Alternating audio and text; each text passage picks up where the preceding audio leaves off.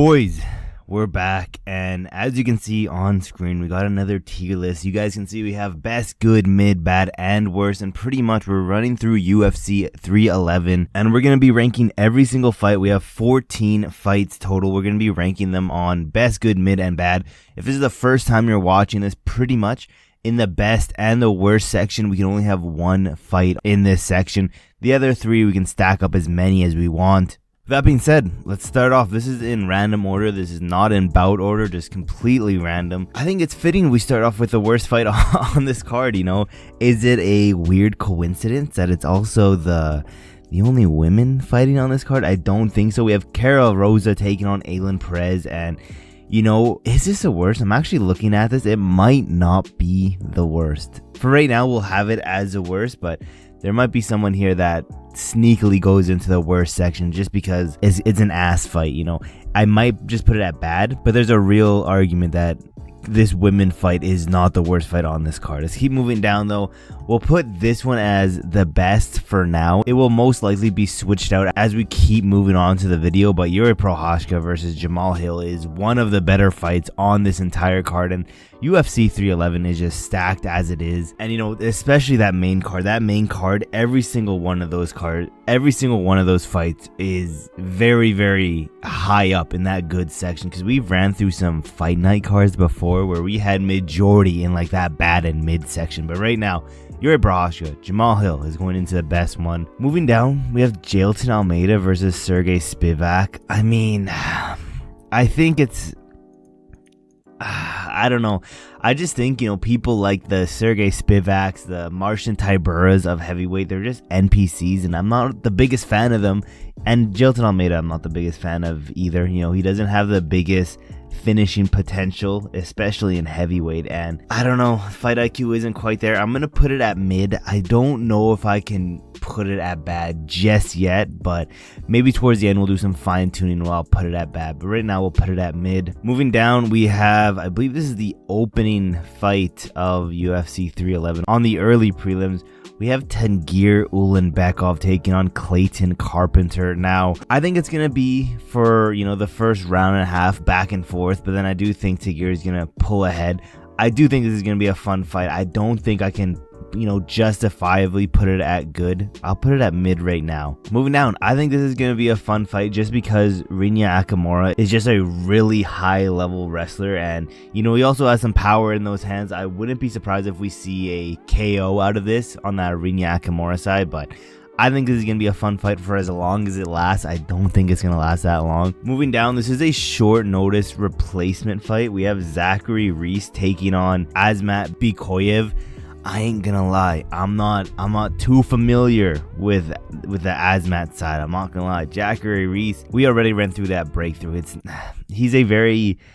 He's the most overwhelming prospect that we have in the UFC, and I think I'm gonna keep him at mid. I'm not gonna lie. I think I'm gonna move Tagir up because I don't think it's fair to have Tagir on the same level as this Zachary Reese fight. Moving down, another good fight, Kevin Holland versus Rayner, and I can't put it above Jamal Hill. That's just silly talk at that point, but it is the best one out of these three so far. And to be honest, I think Rayner is gonna get it done. I think Kevin Holland's gonna have a very successful round one, semi-successful round two, round three he's getting submitted. So I think this is gonna be a very fun fight. Again, I think every single card on that main card is gonna go on this good section, and I don't know how many bad ones we have. To be honest, we don't have many bad ones. Maybe this is a bad one actually. Okay, I think I'm gonna mix.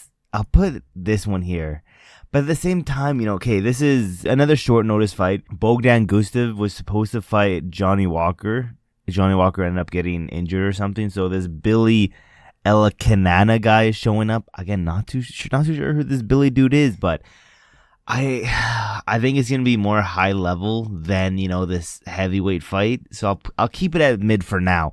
But again, I'm just not too sure on this dude. It just got announced recently, so I haven't had much time to look into who these guys are. Moving down, I think I have to replace Jamal Hill and Yuri for this bantamweight title fight, just because this might be one of the most high level fights we've had in bantamweight in history, if not in a very long time.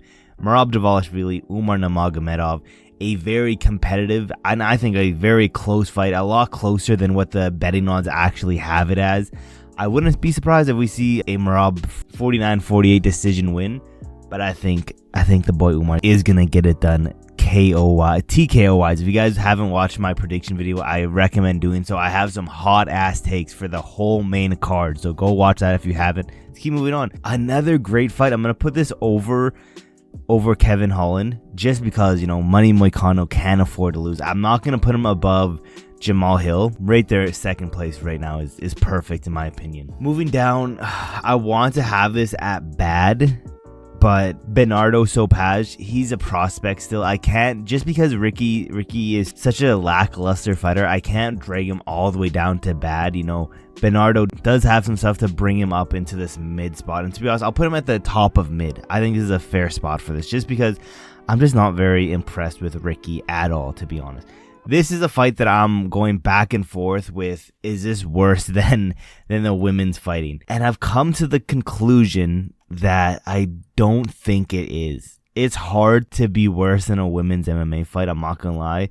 Although Grant Dawson, his ass comes very, very close. He is one of the not worst, but one of the most boring fighters we have in this division. And you know, Diego Ferreira, yes, he's very fun and entertaining, but Grant Dawson just drags him so far down. So, and I think it's going to be a very boring 30-27 decision win for Grant Dawson. That's why I have him so far down here. Moving down, Payton Talbott, Barcelos, I think it's going to be very short, so I can't put it above any of the main card guys. I'm going to put it here, but I think, you know, we're going to see another Payton Talbott KO win. That being said, I think I have to put Islam Makhachev, Arman Tsarukyan as number one. It has to be the best fight on the card. There's a reason why it's the headliner, plus again, another insanely close fight that could go absolutely either way. Either one of these guys could win, and I don't know confidently who I would pick to win. I am favoring that Islam side. I do think he's going to get it done, but this is a very stacked UFC 311 card, and this is how every UFC pay-per-view card to start off the year should look like. You know, of course, we have some mid, bad, and just worse fights on the card, but all around, this is a insanely stacked card. And, you know, I could be nice and bring Jailton Almeida back up to mid, and we'll only have two pretty bad fights, and the rest are mid and good. With that being said, like I said, we can only have one guy in the best. We could easily have, you know, something like that. But because of the rules, this is what it looks like. Let me know in the comments below. What do you guys think? Do you agree or disagree with my placements? Which fight are you most excited for on this UFC pay-per-view card? Thank you guys for watching to the end of the video. There's really not that much else left to say, except for I will see you guys in my next video.